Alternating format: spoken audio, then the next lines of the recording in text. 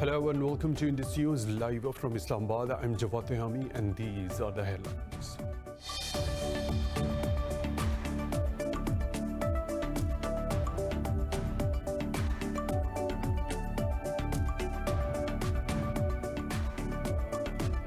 Pakistan's Army Chief General Qamar Javed Bajwa says his country paid a heavy price for peace and will maintain it at every cost. He was addressing a passing out ceremony in the Pakistan Military Academy in Abbottabad.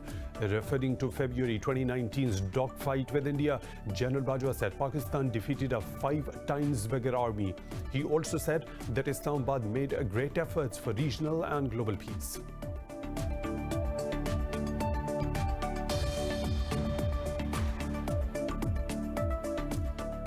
Azerbaijan and Armenia have accused each other of violating a Russia-brokered ceasefire in the NAGORNO-KARABAKH region. Minutes after the truce took hold, Azerbaijan said enemy forces are shelling Azeri territory. The Armenian Defense Ministry has also accused Azerbaijan of bombing a settlement inside Armenia. More than 400 people have died and thousands displaced since the fighting started nearly 2 weeks ago.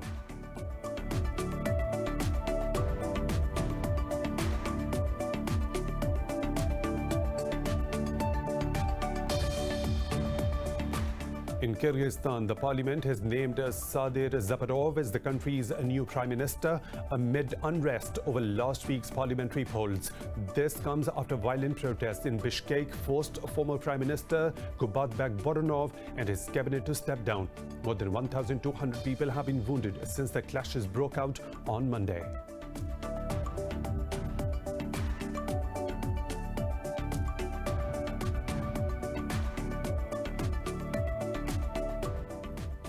North Korea has showcased new ballistic missiles at a massive military parade to mark the 75th anniversary of the ruling Workers' Party. In his speech, North Korea's leader Kim Jong-un said the country will continue to strengthen its military for self-defense and deterrence.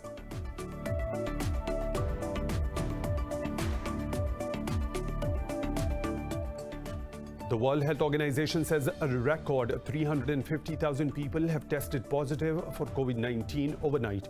Worldwide, the number of cases has exceeded 36.8 million with over 1.06 million deaths. India's infections tally is nearing 7 million with over 73,000 people testing positive in the past 24 hours. In Pakistan, 6 more people have died overnight, taking the count to 6,558.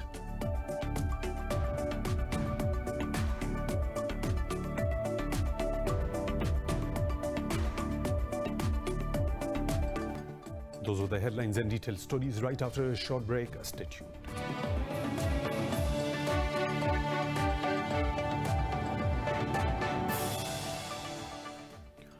Welcome back, and now for the news in detail. Pakistan's Army Chief General Qamar Javed Bajwa says his country paid a heavy price for peace and will maintain it at every cost. He was addressing a passing out ceremony at the Pakistan Military Academy in Abbottabad. Referring to the February 2019's dogfight with India, General Bajwa said Pakistan defeated a 5 times bigger army. The army chief said that Pakistan made great efforts for regional and global peace. General Bajwa also warned against confusing sincere critique from hybrid war. The army chief reaffirmed his resolve to tackle all the challenges faced by the country. Like many countries in the past, we have also subjected to wars, terrorism and economic strangulation that has broken many countries. But alhamdulillah, we have survived. Now it's only through the synergy and actualization of our true national potential that we shall rise and progress. Indian troops have martyred 2 more civilians in occupied Kashmir's Kulgam district. The occupying forces targeted the youth during a cordon and search operation. Meanwhile, another 14-year-old boy was injured after he was shot at by unidentified gunmen in the Pulwama district. The Indian troops have continued their military operations in other parts of the territory. The occupied valley is under India's crushing curfew and communications blackout for the last 432 days. Azerbaijan and Armenia have accused each other of violating a Russia-brokered ceasefire in the Nagorno-Karabakh region. The accusations come minutes after the announcement of the truce. The Armenian Defense Ministry said Azerbaijan's military bombed a settlement inside Armenia. Azerbaijan's Foreign Minister Ceyhun Beryumov said Armenian forces are shelling Azeri territory. More than 400 people have died and thousands displaced in the conflict so far. Earlier, Armenia and Azerbaijan had agreed to exchange prisoners and bodies of those killed in the Karabakh conflict. Russia's Foreign Minister Sergei Lavrov announced the agreement following 10 hours of talks in Moscow.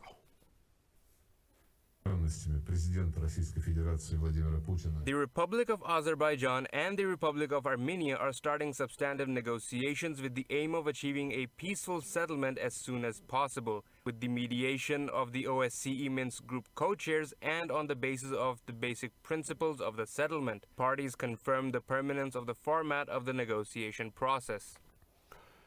In Kyrgyzstan, the parliament has named Sadir Zaparov as the country's new prime minister amid unrest over last week's parliamentary polls. This comes after violent protests in the capital Bishkek forced former prime minister Kubatbek Boronov and his cabinet to step down. The new prime minister told the parliament that he would keep the cabinet lineup unchanged. On Friday, President Soronbay Jeenbekov declared a state of emergency in Bishkek. He also ordered the military to bring the ongoing unrest under control and maintain peace in the country. More than 1,200 people have been wounded since the clashes broke out on Monday. The protesters accused the government of vote rigging in last Sunday's elections. North Korea's showcased new ballistic missiles at a massive military parade to mark the 75th anniversary of the ruling Workers' Party. In a speech, North Korea's leader Kim Jong-un said the country will continue to strengthen its military for self-defense and deterrence. He said the country's military power will not be used preemptively. He said that North and South Korea would join hands again after the coronavirus crisis is over. It is the country's first parade in 2 years and comes just weeks ahead of the US presidential election. Meanwhile, Washington called North Korea's display of ballistic missile disappointing.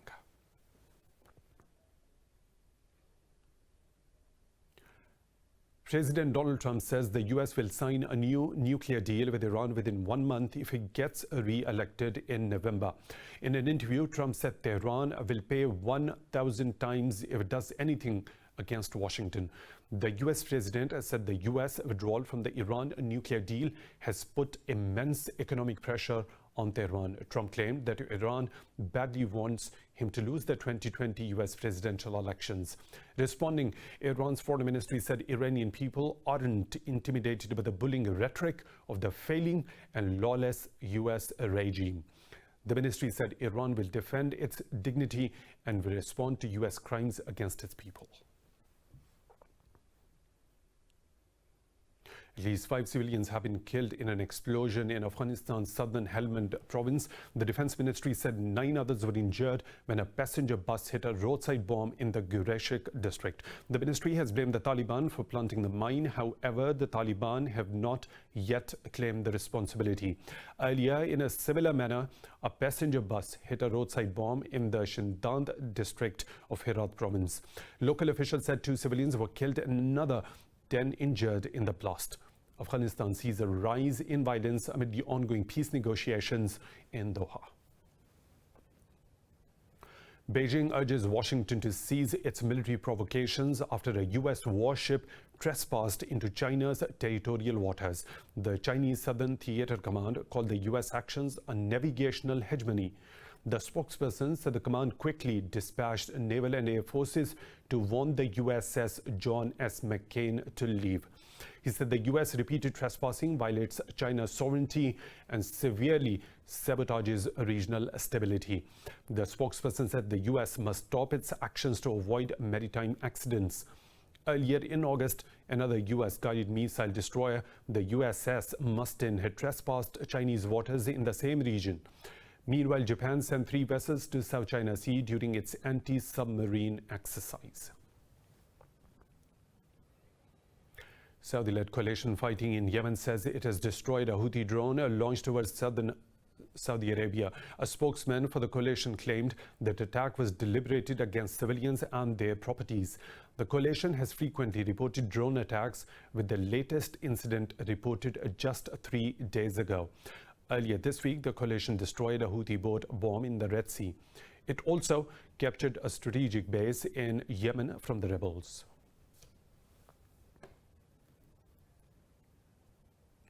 Palestinian Foreign Minister Riyad al-Maliki has slammed the international community over failure to stop Israeli violations. Al-Maliki held a meeting with the non-aligned movement. He said Palestinians are facing an existential threat to their right of freedom and self-determination. The foreign minister said the situation in occupied Palestine reflects serious shortcomings of the international system.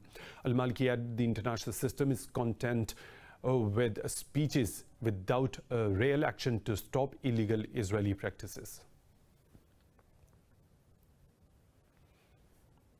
A Hamas delegation has met Russia's deputy foreign minister in Moscow to discuss the intra-Palestinian reconciliation efforts.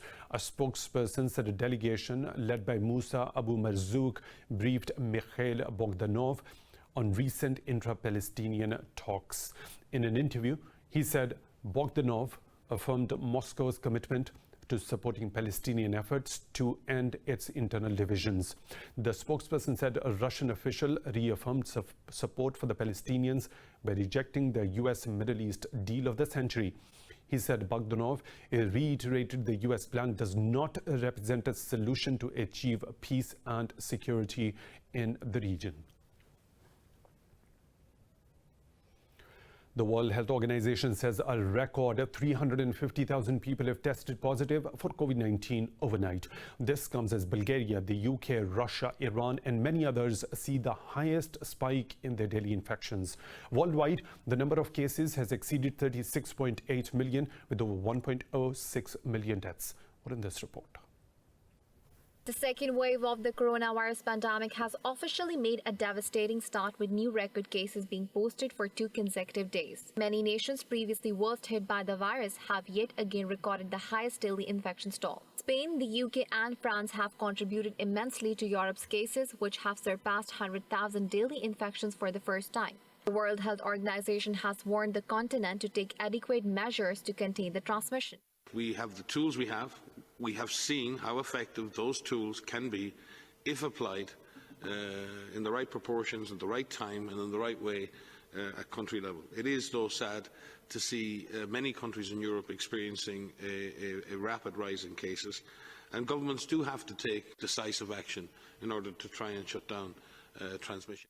The US remains the world leader of coronavirus with over 7.6 million infections and more than 213,000 deaths. Meanwhile, the World Bank says Latin America and the Caribbean region will suffer the worst economic and health impact from the pandemic. The bank has forecasted a nearly 8% drop in regional gross domestic product.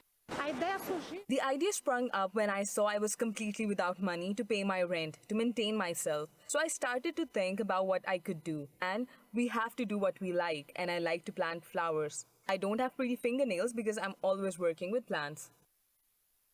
In India, the coronavirus is again spiraling out of control in rural regions, putting the country on track to have the most reported infections in the world. Research suggests that Black and South Asian patients are more severely affected by COVID-19 than white patients at different stages of the disease. In the meantime, the global push to develop a vaccine is gathering pace, with 4 out of 10 candidates entering the 3rd phase of trials.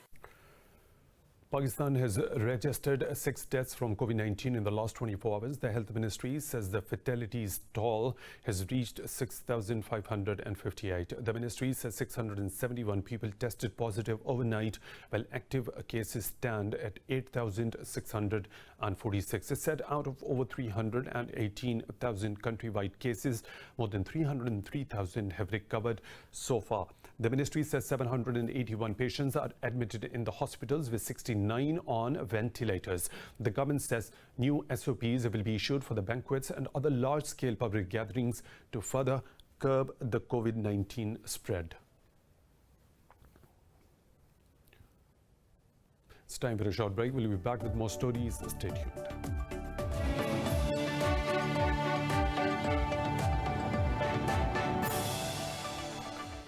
Welcome back. In Russia, police have used force to break up anti-government demonstrations in the far eastern Khabarovsk city. The Khabarovsk city has seen months of protest over the arrest of a popular governor accused of committing multiple murders. Sergei Furgal denies the charges against him, and his supporters say the case is politically motivated. Police arrested dozens of protesters after they began erecting tents in the central part of the city, close to Russia's border with China. In the United States, the second presidential debate between President Donald Trump and Democrat Joe Biden has been officially cancelled. This comes after Trump rejected the non-partisan commission's decision to change its format to a virtual event. The Commission on Presidential Debates said that both campaigns have announced alternate plans for the 15th of October. In a statement, the CPD said it will turn its attention for the preparations of the final debate on the 22nd of October. The Commission said both the candidates have agreed to participate in the third and the final debate. It added Trump and Biden will be subject to coronavirus testing, mask wearing, and social distancing protocols. Last week, Trump tested positive for COVID-19 and spent 3 days at a hospital before being released on Monday. Time and money are running out for Lebanon as leaders have yet to enact a financial rescue plan. Foreign reserves have dropped far below what the state already deemed dangerous levels. Amid deep economic woes, people are bracing for hunger and cold as winter looms. This report has the details. A taxi driver spends thousands of Lebanese pounds every day just on fuel to make the ends meet. Beirut-based Fawad Khamasi is worried that the price of subsidized foods and key imports will skyrocket. If subsidies are gone, he's not sure how he's going to survive. Medicine prices are still at a rate of 1,500 or 1,515 Lebanese liras compared to the United States dollars. Prices are still acceptable, but if they remove the subsidies, as they say, then prices will be 5 or 7 times higher and people will die. The government doesn't care for anyone. A sharp drop in foreign reserves means the Lebanese government cannot afford to keep subsidies for long. Medicines are also out of stock, and their prices will reach new heights if the subsidies do come to an end. The crisis has been getting worse in the past 2 months. Medicines are out of stock, or suppliers are limiting the amounts of medicines to each pharmacy to a certain number. And people increase their stocks at homes for many reasons, either because they are afraid of shortage or higher prices, as they consider it's better to buy it now before prices go up even more. Lebanon's currency has lost more than 80% of its value against the US dollar since last autumn. Talks with the IMF stalled earlier this year when government officials could not agree over who should bear the losses in the financial system. With no rescue plan in sight and French pressure to form a new cabinet bearing no fruit, the country is a heartbeat away from disaster. At least 4 people have died and 20 others injured in a diesel tank explosion in the Tariq al-Jadida area of the Lebanese capital, Beirut. Lebanon's Red Cross says the injured are receiving treatment from their medical workers. Local media says people are being evacuated from the nearby houses as the fire rages on. The blast caused panic in a city scared by the explosion that killed 203 people in the port area in August.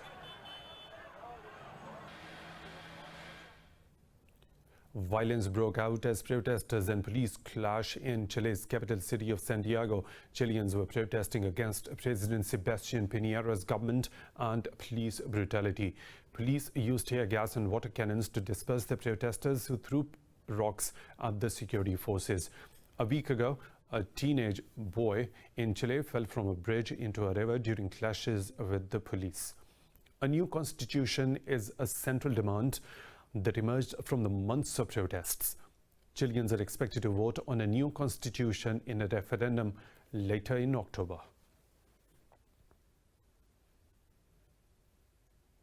Hundreds of protesters in Bangladesh have taken to the streets demanding justice amid a series of rapes. The demonstrations come in the wake of a video of a group of men assaulting a woman in the Noakhali district. In an interview, Law Minister Anisul Haq said the government wants to ensure that the guilty get the highest punishment. Haq vowed legal action against criminals, aiming for their punishment without unnecessary delays. A human rights group says Bangladesh has seen a surge in such incidents. The group said gang rapes account for a fifth of the nearly 1,000 attacks reported this year. The UN and rights groups have called for urgent reform of the criminal justice system. China has rebuffed accusations from the US against its environmental record, terming them a farce. Foreign Ministry spokesperson said Beijing's achievements in addressing climate change have been widely recognized. In a press briefing, Hua Chunying said China's carbon dioxide emissions per unit of GDP were cut by 48.1% in 2019.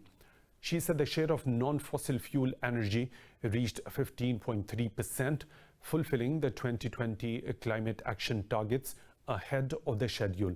The spokesperson said China attaches great importance to ecological and environmental protection. She urged the US to stop slandering and make tangible contributions to the protection of the global environment. Hurricane Delta has weakened after making landfall in already storm-battered U.S. state of Louisiana. The U.S. National Hurricane Center says Delta hit land near the Gulf Coast town of Creole. The NHS says the hurricane will move to northern Mississippi and Tennessee Valley after Louisiana. It said now a Category 1 hurricane, Delta is forecast to weaken to tropical depression. Schools and the government offices were closed and officials in a dozen parishes called for the evacuations. The U.S. Coast Guard closed ports from Beaumont, Texas to Lake Charles ahead of the storm. Delta is the 10th named storm to make a U.S. landfall this year, eclipsing a record since 1916.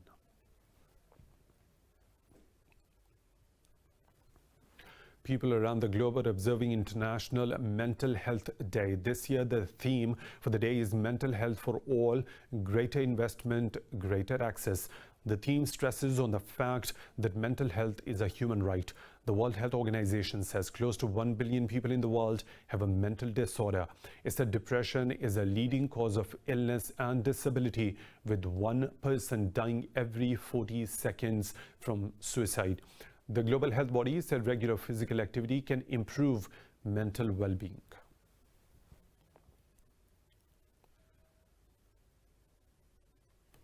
More stories to follow right after a short break. Stay tuned.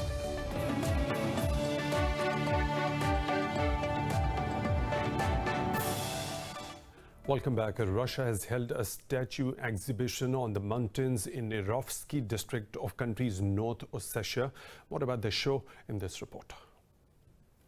A statue exhibition by Russian sculptor Vladimir Soskiv has been brought to the mountainside in the North Ossetia. 25 statues made out of wood and bronze were transported from Moscow and placed on a meadow surrounded by mountains. Visitors said they really enjoyed the unique idea of display in nature. The sculptures depict a range of human themes including birth, death, and treatment of the elderly. Visitors applauded the artist, saying the viewers can create their own story while looking at his work. 79-year-old Soskiv is based in Moscow and has been exhibiting his work since 1971. His art can be found in Moscow's Tretyakov Gallery in St. Petersburg, as well as in private collections in Europe.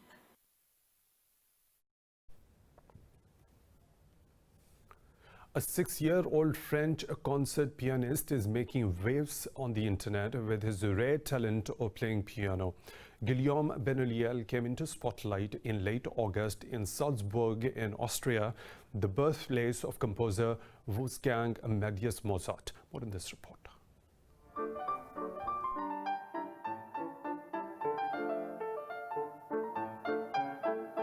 At the nascent age of 1, Guillaume Benoliel would sit on his mother's knee and play with the piano keys at home. His parents, Claire and Dominique, both of them amateur musicians, realized he could hear a tune and then play it himself. I think that we realized when he was very young that he was able to reproduce sounds that he later played on the piano. And later on, people have told us that he was able to recognize sounds, that he has a perfect musical ear.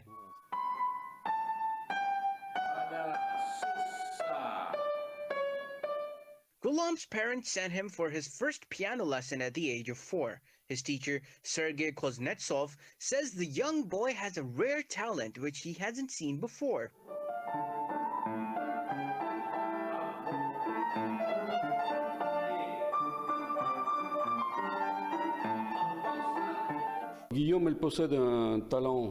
Very early on, we recognized this capability that he has, being able to replay little songs only by ear. Guillaume has a rare talent. I met talented people in my career, but not like him. In fact, when I talk about a talent, it's a mix of things, a mix of mind, heart, and hands.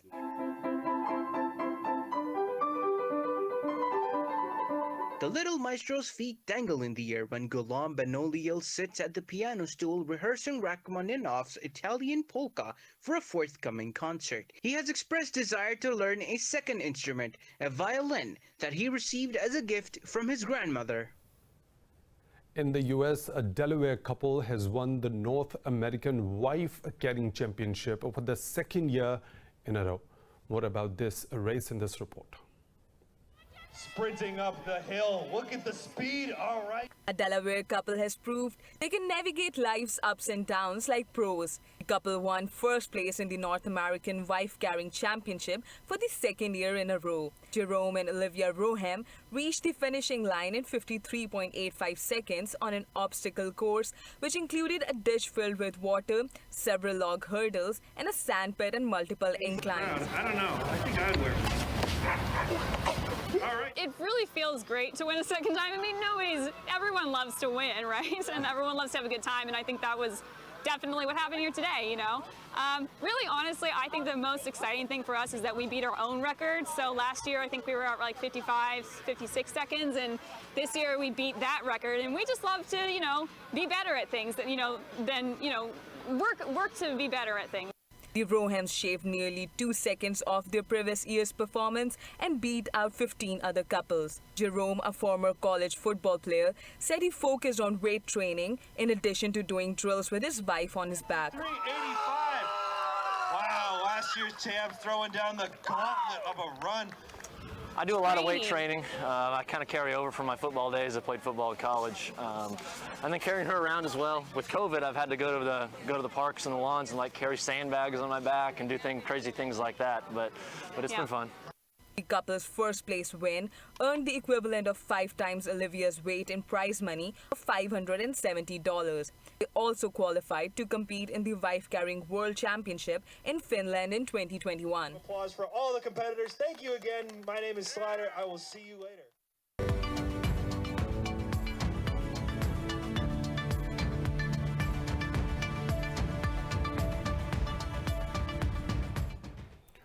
Lows and the highs of the business world now. Sri Lanka says it is planning to restart discussions with China on a free trade agreement. After meeting a Chinese delegation, President Gotabaya Rajapaksa said Colombo will deepen friendship with Beijing. Rajapaksa says Sri Lanka is willing to make every effort to press forward the key Belt and Road Initiative cooperation projects. He said his country's trade deficit with China is too high. The president said Beijing must increase the volume of goods purchased from Sri Lanka to bring the deficit down. Rajapaksa rejected accusations that China wanted to trap Sri Lanka into mounting debt with the port deal. The two countries also agreed to strengthen ties in agriculture, education, tourism, and other sectors.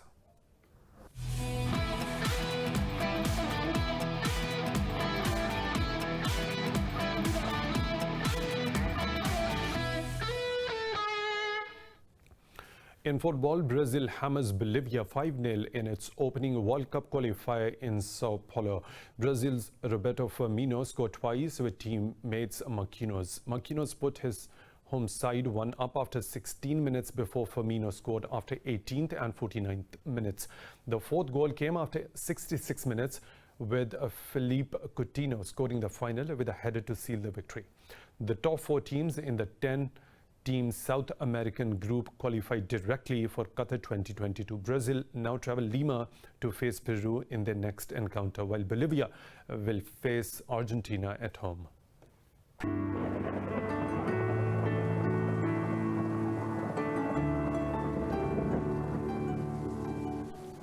Time to take a look at the weather situation from around the globe.